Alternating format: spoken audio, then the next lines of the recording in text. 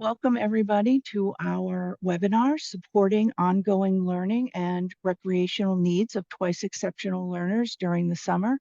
My name is Lisa Millman. I am the specialist at the Family Resource Center, and I would like to welcome Dr. Oladimeji, and welcome.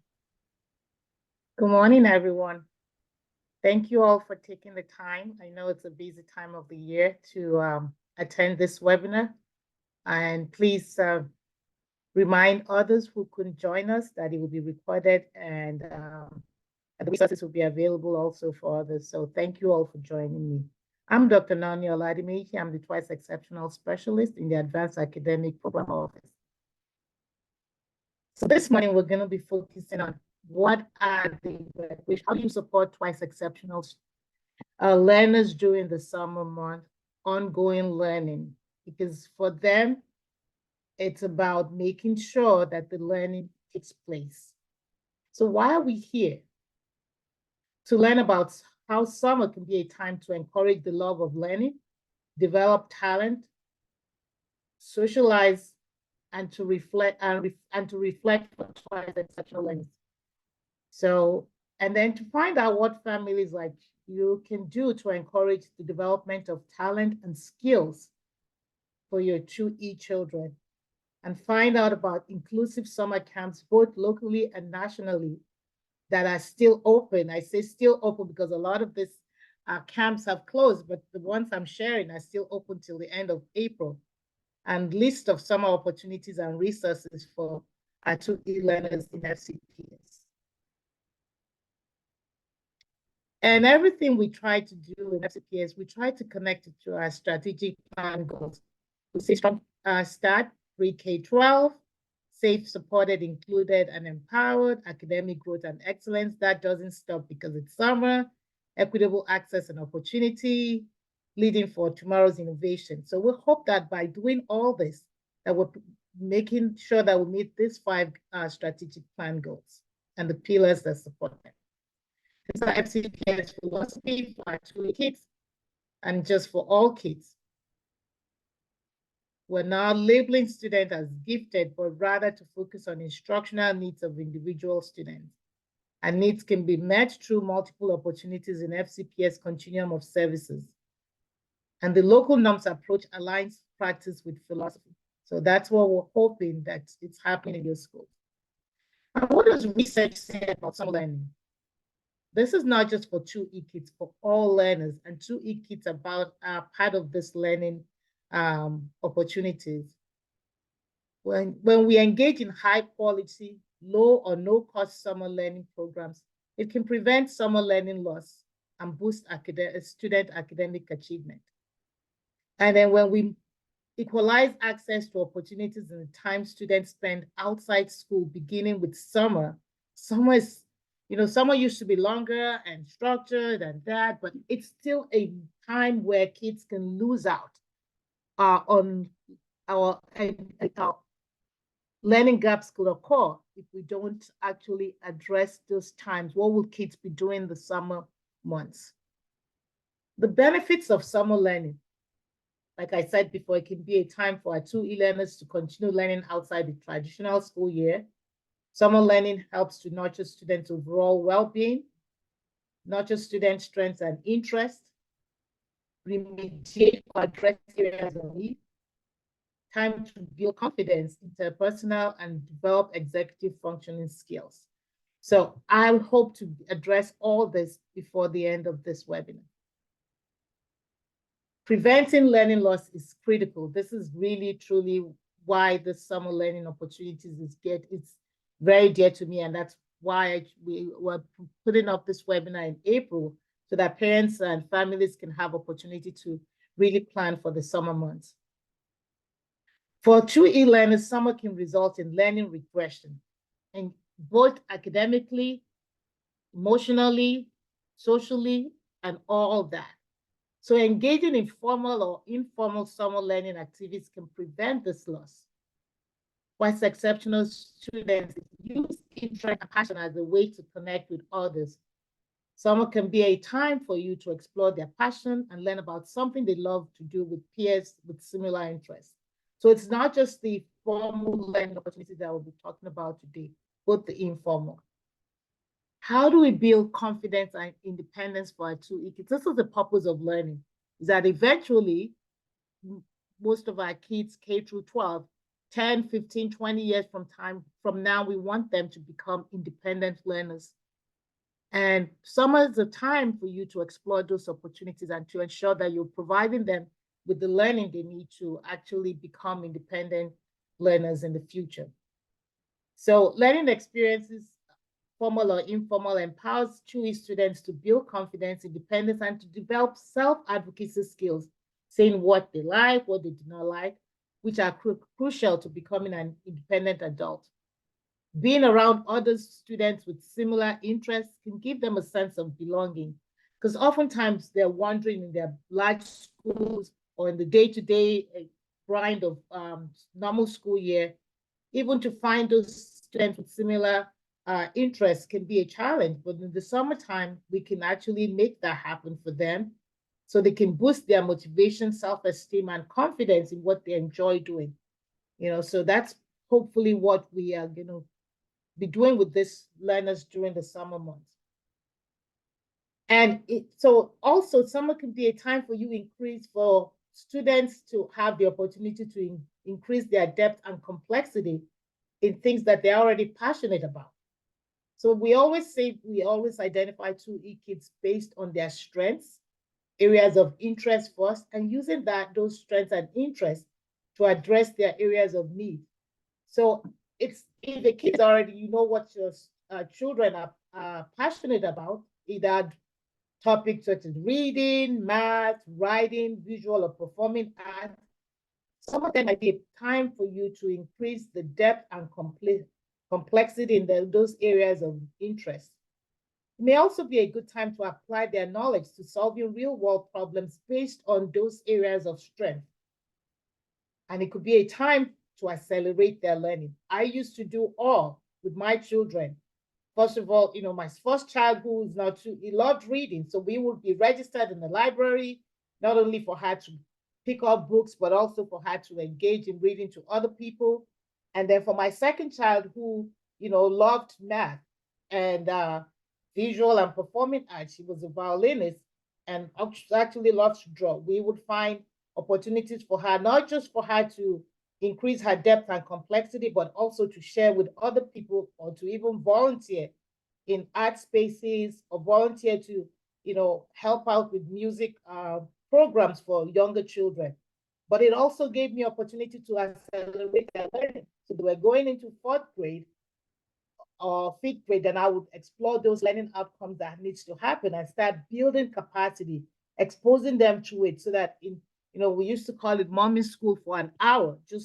It could be just reading, it could just be doing some math, it could just be doing anything that wasn't, because during those summer months, it's less stress, they're less stressed, and you can actually introduce them to those concepts that they will be coming into contact with next school year in a very less stressed environment.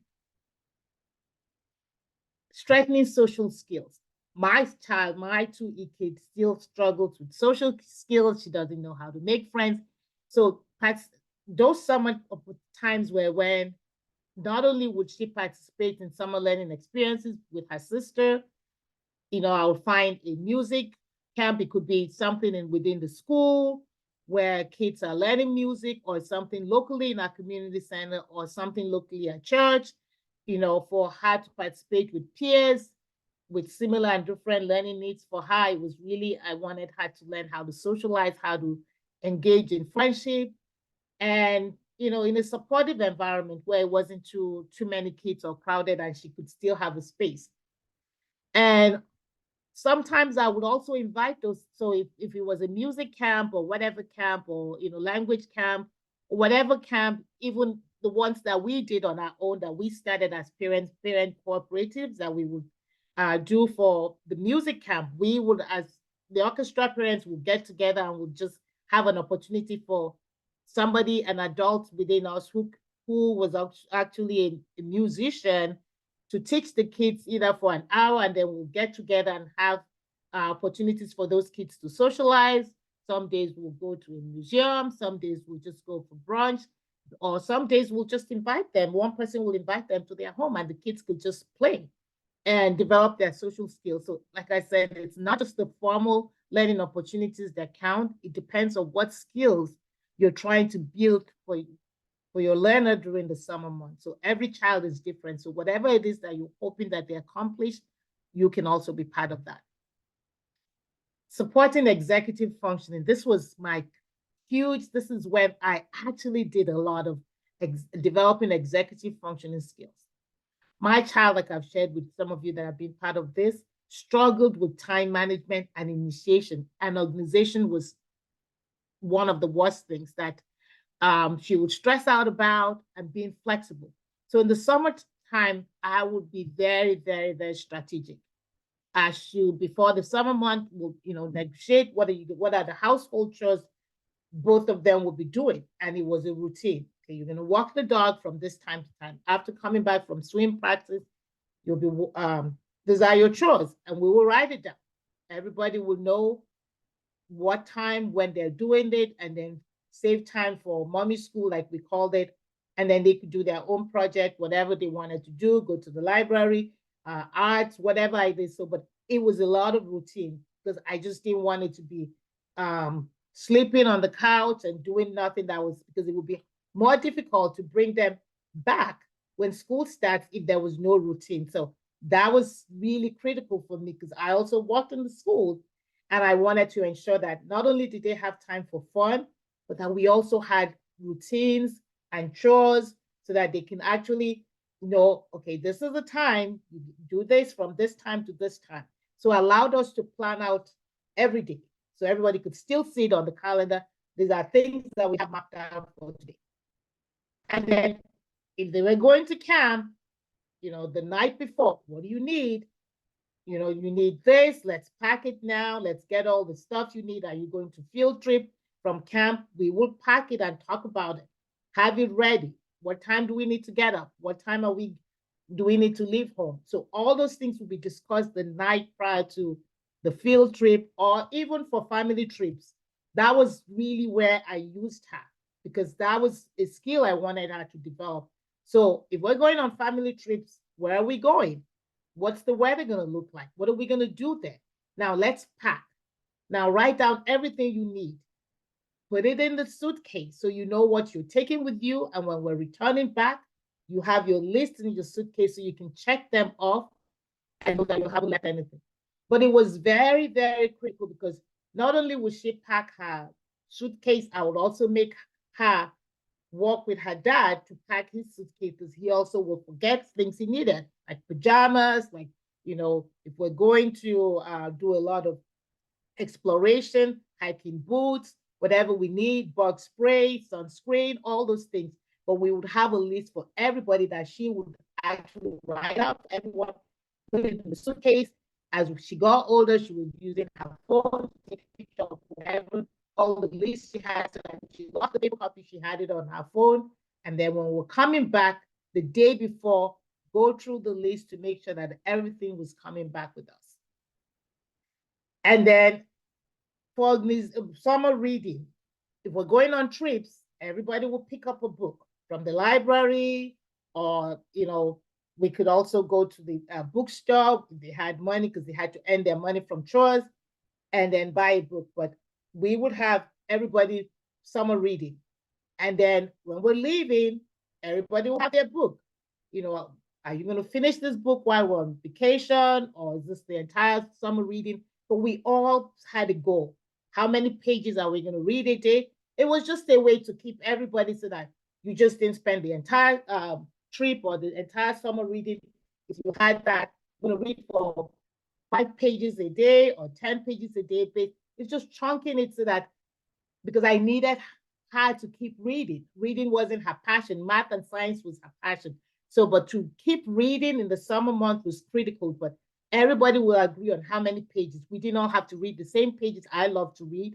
Her sister loved to read, but it was a way for her to see that we were all doing it together.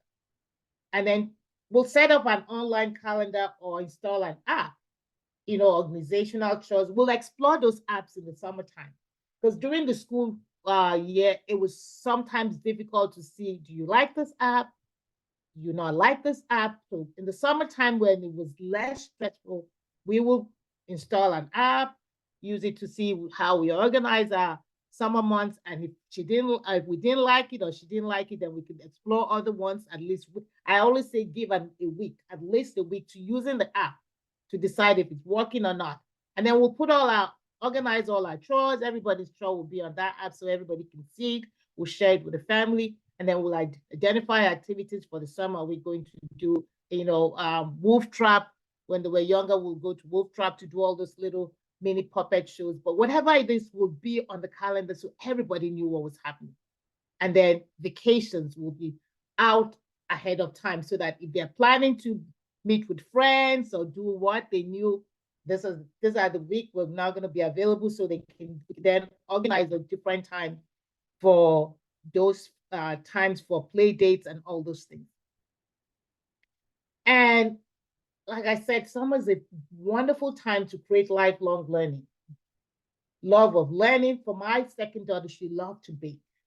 So we would bake, and she's also has a lot of allergies. So summer was when we identified how to make pumpkin bread, now using flowers, using almond flours. And so we'll have activities. It might just be today we're baking bread. Tomorrow we're exploring how to use almond flour to make pizza. So we had an activity plan that, either she was leading it or her sister was leading it, but we developed this activity calendar that everybody knew what was the purpose to create lifelong learning. Up till now, she loves to cook. So it was based on her strength and interest and both her sisters. So in the summer months, it was so critical that we had those activities planned out and purchase whatever we needed. Could it be after swim team practice or whenever, but we had it on a calendar. It was very structured. I had to be very structured so she could survive. I couldn't have haphazard today. You wake up at 10. No, it was just having those routines kept us all healthy and safe, especially for her, because she had a meltdown. If she missed something. So it was just looking at the calendar. What do we have on the calendar? What's tomorrow going to look like before you go to bed? And then we will embed it for every day. There was a way for me to embed academic, social, executive functioning skills in some activities so that it was not just, it was strategic. And so so students can be encouraged and have the confidence in their ability to learn. Because like I said, summertimes are so easy for you to lose routine, lose focus on what you're learning, just make it so hard. Kids could just stay up all night, all day. That would have created a lot of stress and anxiety for her. And it would have made us all miserable, have a miserable summer. And then, especially when school was about to begin, how do I bring her back to the routine? So I made that conscious effort to just start the summer before the summer to start planning for what our summer would look like and shared it with them and everybody could talk about it.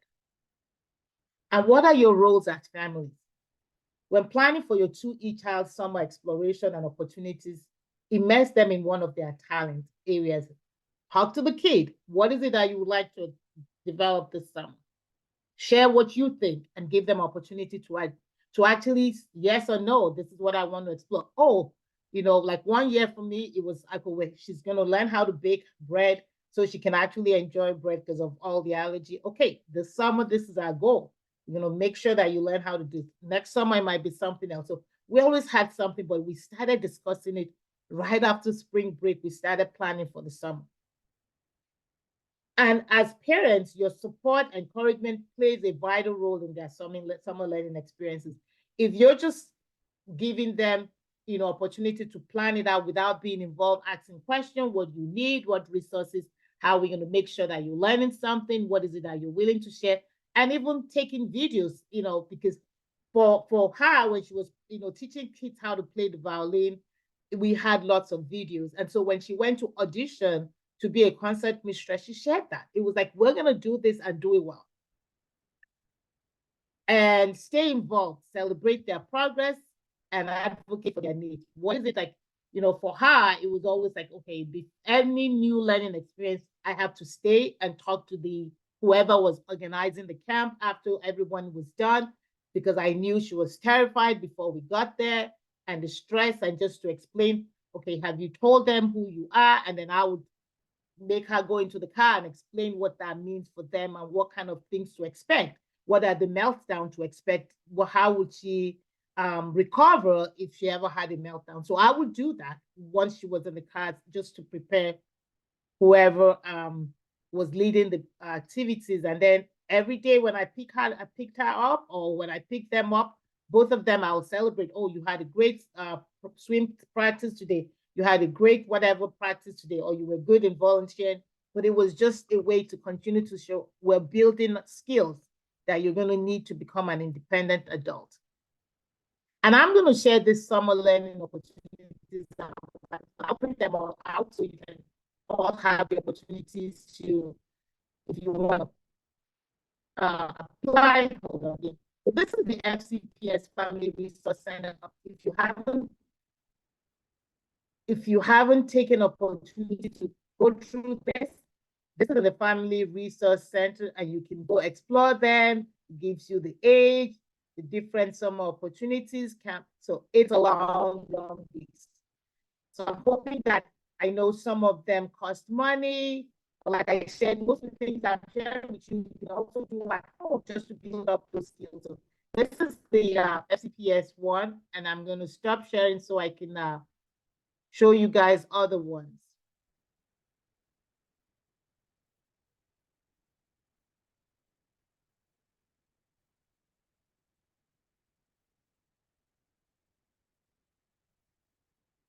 Give me a moment. I just lost my train of thought. And I'm going to go back to those questioning.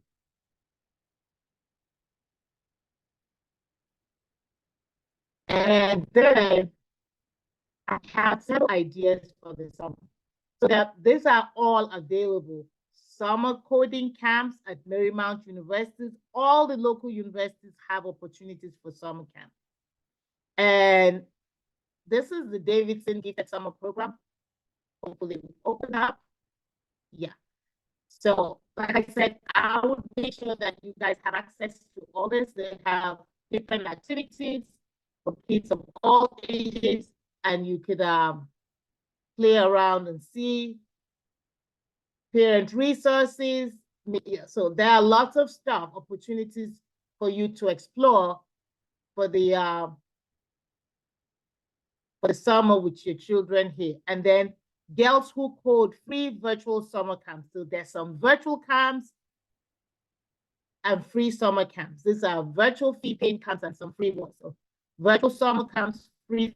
So you can go there, look for non-virtual camps. And so everything I shared here are things that we had tried in the past, or that other people that I know have tried in the past. So I will make sure to bring them out. And then the John Hopkins Center for Talented Youth, this is really always packed. If your child is not somebody who loves to be around a lot of people, or if they enjoy that, then that would be a place for them to start. This exploration summer camp in person in MIT for students in grades 4 through 12. This actually, when I was teaching in the class, when I was an IB coordinator, I managed to get 2 scholarships for 2 kids. One of them right now is in MIT as a student, because they kept inviting him every summer, and that became where he went to school. This is an amazing camp. My children never went there, but I sent 2 kids. I already applied for scholarship, and 2 kids from Glasgow went there several years ago. The William and Mary Center for Gifted Student Enrichment Camp, that is also there for pre-K to 8. The UVA Northern Virginia, the Falls Church, they have a camp that actually, I think the application closes in this at the end of this month. And then acting classes in community centers. Most community centers have theater groups, and they're always wanting new kids to sign up. Your child doesn't really need to like acting. There are opportunities for props, for stage design, for so many things. So there's so many skills that kids can learn from that. But check out your local community centers, and there are so many opportunities. And then as they get older, for my children, I wanted them to give back. So they would volunteer. We would find list of volunteer opportunities at university, and we'll sign up for one. We could be just like my younger one. Like I said, she loved to help. She was a swimmer. So it was an opportunity for her to volunteer to teach adult swimming classes at the community center, and also teach kids who didn't. But there's always, that's a way for 2E kids to start building confidence. And then learn another language through classes or apps like Duolingo. This is a wonderful way. If your child loves to explore languages, install the app, give them opportunity to practice. And there's some other camps, language classes that are run in local area. Take swim lessons or other activities to stay active. My children swam all year round, especially my younger one, but my older one will swim in the summer to stay healthy and for her to just be in the same vicinity as her sister. But then she will do field hockey in the evening. So it was always based on interest, whatever it is. And the field hockey was actually run by high schoolers. So she will go there and they were teaching younger kids how to, and then when she became a high school field hockey player, she also gave back. They were teaching summer clinics to elementary, but so talk to your high schoolers. There's so many clinics, basketball clinics, whatever clinics that the high schoolers run or put up together with their coaches. And then encourage your child to play and have some healthy fun doing with them. You know, we would go to the park when they were younger and just spend time, invite some friends, take our snacks, just play, or go to the swim, you know, just go to the go to the pool, swim for a couple of hours, just play, you know, invite friends that they knew or did not, you know, or make new friends at the pool. But it was always having that schedule that allowed us to know what is our day going to look like. And I know I say that routines, it's so critical because once you get out of routines and you expect them to come back at the end, at the beginning of school year to follow routines, it's very difficult. And then the older they got, I would say, okay, no, it wasn't for credit. For my younger one, she loved this and that.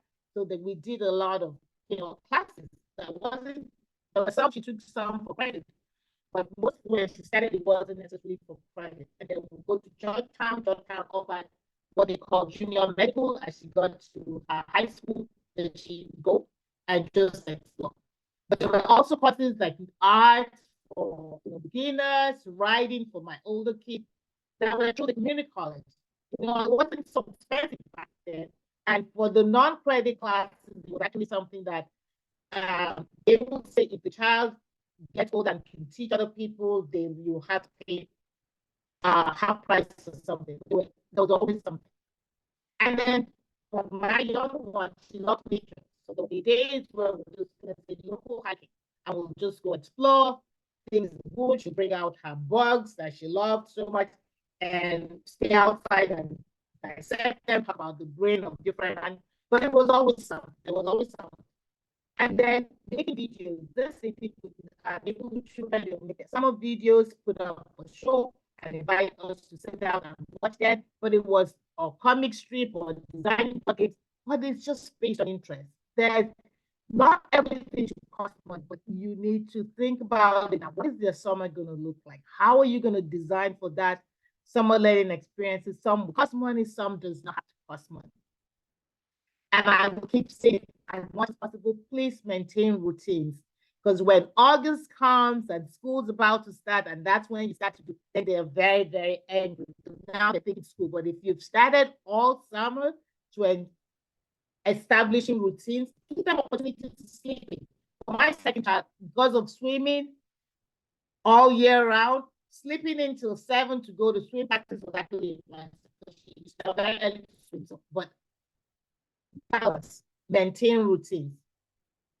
And you want them to dress up. You don't want your child in pajamas all day. No, because it's going to be difficult when school starts for you to then say, now dress up and go. I know if I left my second child, she would wear her pajamas all day, went to swim team, come back. But I would say, no, but not leaving the house with your pajamas, so please dress up and complain. And also, what are your chores? Reminder, whether you're completed, whether you're doing, you wash the bathroom downstairs, or you wash whatever I did, it was already agreed on. I just needed to make sure that the chores were completed before we had fun. Please avoid overly relaxed schedule. Have a schedule and clear guidelines. 2E kids, because of those executive functioning skills that they need to develop that are explicitly taught, you also have to implicitly apply those skills. You can't just have an overly relaxed schedule and then expect them to jump into scheduling when school starts. Please, I keep saying this over and over. Help your child develop a plan for each day the night before. What are we doing tomorrow? Let's put everything together. Let's have a plan. When are you waking up? When do we leave the house? When are we coming back? Are you inviting friends over? Are you going over to friends? It was the night before everybody went to bed, including my husband. We would all talk. What are you doing, Dad? What is your day like, Mom? I will drop you guys off. I'll pick you up at this time. So we'll go do this. We'll pick up books from the library, but it was always the night before. Never left anything chance in the morning when waking up could be stressful, and then everything, we're forgetting things that we talked about the night. But it was just having that plan, having your full bag ready. If you're going to an art camp, do we have everything we need? Do we need to buy anything the day before? And then encourage that. This was my goal for myself. You have a lot of friends. My sister had friends to everyone. Her sister had friends that came all the time. But for her, it was spending time with friends. She had a friend who drive her to, and then friends that would bring her the week after. So it was just helping them organize and planning play dates. It was my goal that she learned how to, and then, other friends she'll make from swim team or from music camp. Can we invite them over? Could we go do something with them so that, she was developing those skills that was very essential to becoming an independent learner. And then having fun was critical. In the summer months, yes, we had routines, we had schedules, we had everything, but we still had fun. And at the end of the day, it might just be fun, making pizza, going to buy the dough, making it together, or even just painting our nails, whatever it is, there was a fun activity that each child would enjoy. And I would participate in them. And as much as possible, my husband was home, he'll do things with them, go outside and play tennis, whatever it is but it was just that goal was set and everybody knew what was expected and we knew how to make it happen and involving everyone, but it was about building routines and having fun. And there just are some references, but like I said, I would print out those.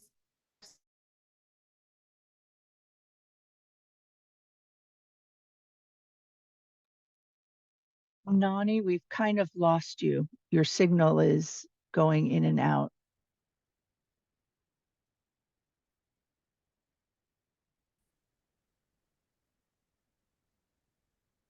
So having fun is at the basis of everything we do. Having fun with your child, but making sure. Can you hear me? We can hear you now. Yes. Okay. Yeah, so having fun, but developing a plan, socializing, building those skills that you want your child to develop.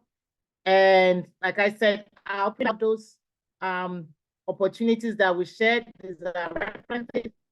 And I will go to the questions and answers, so I can answer some questions. Oh, can I app to organize chores? Yes, I have several apps that I would send to Ms. Millman, and she can share. There are 10 apps that I actually sent to students at high school yesterday that I will share with you guys. Yes, I'm planning to share resources, apps. Those apps are critical. Any tips for working parents who might be able to spend as much? Okay, working parents, what time do you go to work? What time do you come back? What are they going to be doing while you are at work? Having those schedules ahead of time. These are things, these are the chores, these are reading, these are things, I don't want you to spend all day while I'm at work watching TV. So let's identify things that you'll be doing while I'm at work. When we come back, what is it that we have time from daylight saving? What is it that we can do from 4 to 6 together, or what is it that we can do from the time I'm home, or what are the plans for the weekends? Yes, not everybody has time, but knowing those things and having those schedules for your children before you leave is critical to having those routines, and calling them to check on them. What are you doing now? How many pages have you read? And even having a book club, talking about what they're reading with them, talking about their reading. Or when you come back, are we going to go ride bike? What are you doing? But having the plan and having the routine, making sure that they don't sleep all day and watching TV all day. Nature. The nature documentary event. So there are so many things that the local community centers and Northern Virginia community colleges do, including the Virginia Tech. So there are nature events that they organize. Northern Virginia Community College organizes kids who are interested in taking pictures outdoors. And so they will go outside and take pictures of birds. They show them how to print out those pictures, making collages, whatever it is. But please call your local community centers, and as well as the Northern Virginia community colleges. They have lots of things. And even while you go to work, you can send them to places where it's from the time you're there, or that they're volunteering. You could drop them off, maybe still organize a carpool for somebody to bring them home, or you have those schedules at home. Okay, you're going to be waking up at 10, from 10 to 12, what are you going to be doing? From 12 to whenever, when I come back, what is it that you'll be doing? And hold them accountable. Because what you would hate to do is that you go to work and they've spent the whole day in their pajamas playing video games. No, you want to say, okay, this is the time for video game. What else would you be doing after that?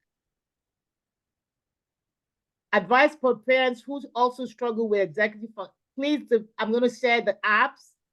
Probably share it before we leave now, some apps. You have the calendar. I love the visual calendar. But as my children grew older, we had lots of apps. And I'm going to share those apps with you. Those apps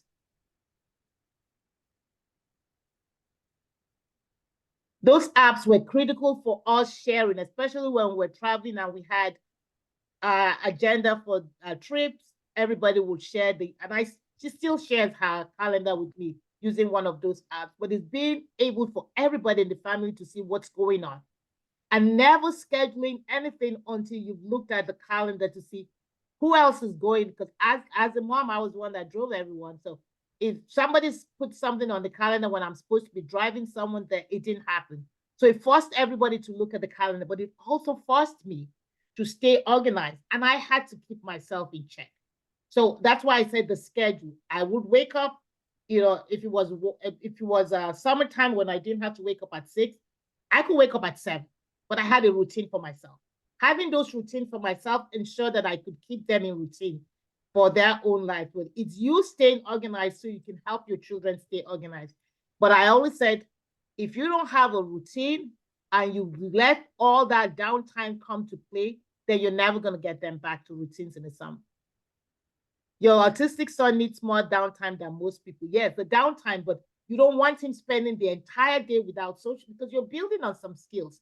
You want your child also having skills developed. So as much as you're giving them the downtime, think about the skills that they're deficit. Like how would you help them with those skills?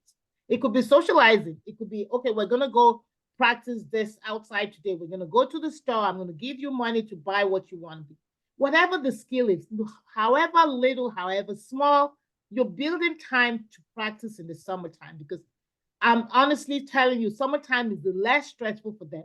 So you can actually start developing those skills and then sharing it at the beginning of school year. Like, these are things we did to develop those skills, because the schools are not just going to be the ones responsible for teaching those executive functioning skills.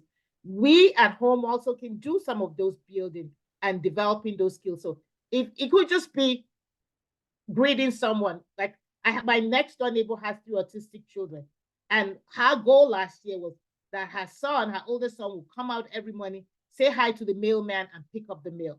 And just doing it routinely every time helped him to then ask him, what's your name? You have children.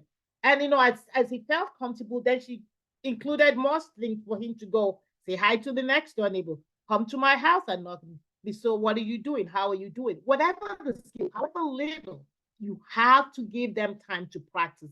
The downtime is critical for them because you want them. But if you do nothing but downtime, they're never going to be ready for school when school starts. And then the problem you had the year before will only get worse.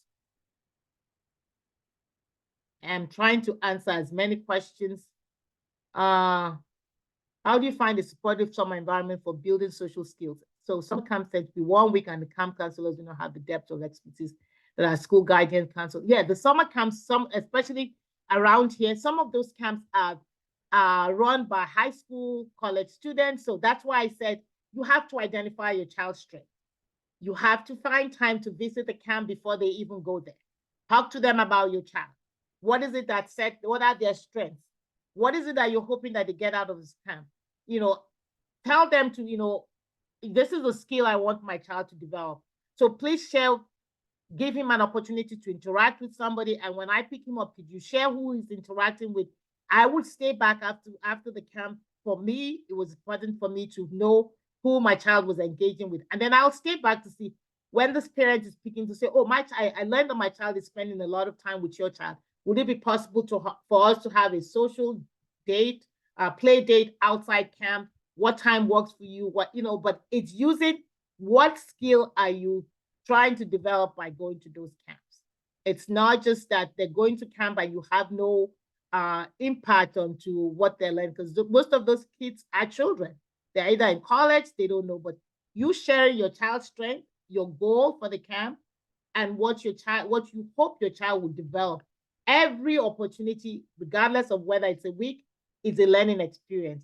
And you can continue to build on it even after the camp is over, or you can start preparing them for those skills even before they go to the camp. And I'm reading more questions. Sorry, we'll go back to see if there are more questions. And for older kids and parents that are working, so for older kids, I would like to really suggest that you look for volunteer opportunities. As my children got older, my younger one loved to swim. So I would go through our community center and find out, we'll look at the bulletin board. They're looking for volunteers for this, volunteers for swim classes. And I would say, okay, you're going to be volunteering on this date, this date. What else do you want to do? But those volunteer opportunities, they also hold them accountable. So if you sign up to volunteer from this time to this time, you have to show up. And that's why I did something that was structured so that I could drop them off and there was somebody there, an adult who was doing something with them, volunteering with them. Or I would even stay in the vicinity for some time because it got so tired of driving. Or I would say, okay, these volunteer opportunities would be when dad is home to take you. Like 1 year was helping to pick up balls for teachers teaching other kids tennis. And it was just an hour, 2 hours, but it was just getting them out of the home, being responsible to listen to other people. And so that is just finding those things now. The earlier you start, the better for the kids, knowing that there's a plan. If you walk outside the home, this is your time to plan opportunities. Find your child's strength and interest. Like I said, my older child is not 2E, but she loved to read. So I would go sign her up in the library for times where she'll be reading to younger kids.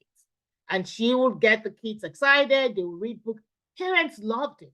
She also felt her confidence was high. She loved to be there to help parents and to help read. The librarians loved her because they'll have her name there. And if they didn't have enough kids for her to read to, she'll help set up the library or help organize the children, but having things for them to do, those routines, those chores, those planners, everybody knowing that on Mondays we do this, on Tuesdays we do this, on Wednesdays could just be fun time. For us, it was Fridays. Fun Fridays, we did nothing. There was nothing on our agenda except to wake up, invite friends over, do stuff, or even just bake.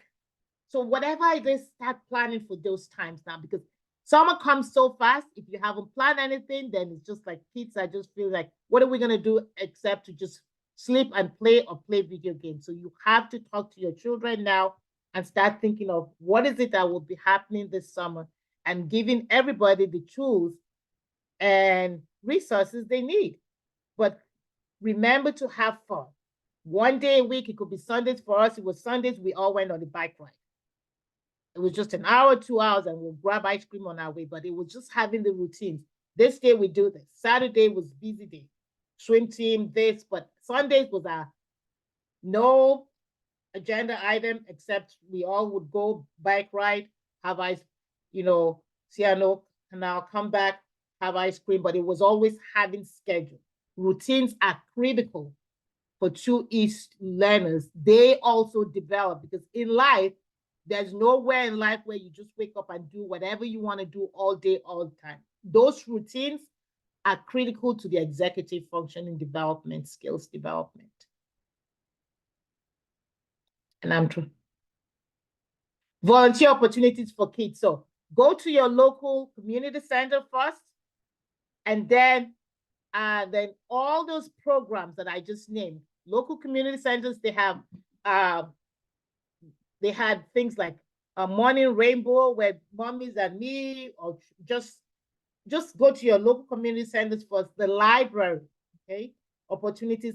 If you have local theater group, stage theater, Wolf Trap has those puppet shows that they put up in the mornings and all that, whatever, and some in the evenings. Go any art. If you have an art exhibit somewhere, talk to them if your child is interested. Music camps. If you have local musicians who play or teach kids, there are a list of things. I just threw away. I live in Reston, so we get this Reston Association calendar, and we list all kinds of stuff.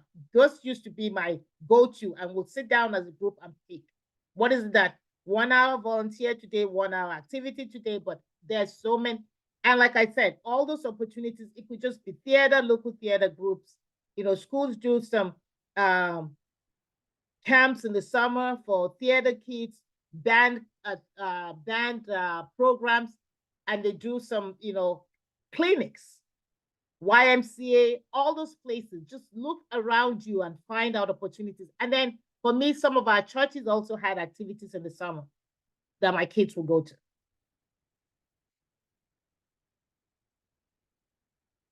Sound, yeah, planning for all the structures sound. So you can have two, like as a parent, if you have executive functioning difficulties, you can just determine every child does 2 things based on what are the skills you want them to develop. So for a kid who you want to develop routines, then it could just be chores, 2 chores that they will work on the entire summer. And then you can everybody picks 2 things that they would like to develop, including you. If you want to have a better organizational structure, maybe you could say, okay, like for me, it could be one summer I'm cleaning out my garage, and I will have from this time to this time, this is all I'm going to do for this garage. Maybe an hour every day. Last year, it was my basement, and I had it that was my summer task. Could be in the evening, I'm there 1 hour doing it, but it's just knowing that you have 1 or 2 things, not a lot. Because if you do a lot, you're not going to get anything accomplished. But knowing that this summer, this is my plan. That's why I said plan ahead. Think about how you're going to do the same thing every day. That's the routine. You can't do one thing tomorrow. It could just be, these are the 2 things I'm focused on the summer, and these are the 2 things I'm going to do. And that's it. And then everybody has 2 things in the family that they're working on. And you guys celebrate each other. Like, how are you doing? And like I said, when I was cleaning out my garage, how was I doing? Every day I'll tell them, oh my God, I've done one side of the garage. I got rid of all this stuff. And everybody shared the little thing they were doing, not a lot. Don't do too many things because you're never going to get it done. But make sure it's visible so everybody sees this is my goal for the summer. And I'm going to take 5 minutes or 30 minutes every day to read 5 pages. Whatever it is you're developing, work on it, but let them see you. Let everybody know what you're working on and do it together and celebrate each other. Don't put in too many things on your calendar because it's not going to get done. All right. I want to thank you. This was a wonderful webinar, and we will send out the resources with the link, the recorded link. So thank you, and everybody have a great day. Thank you all. And please send ideas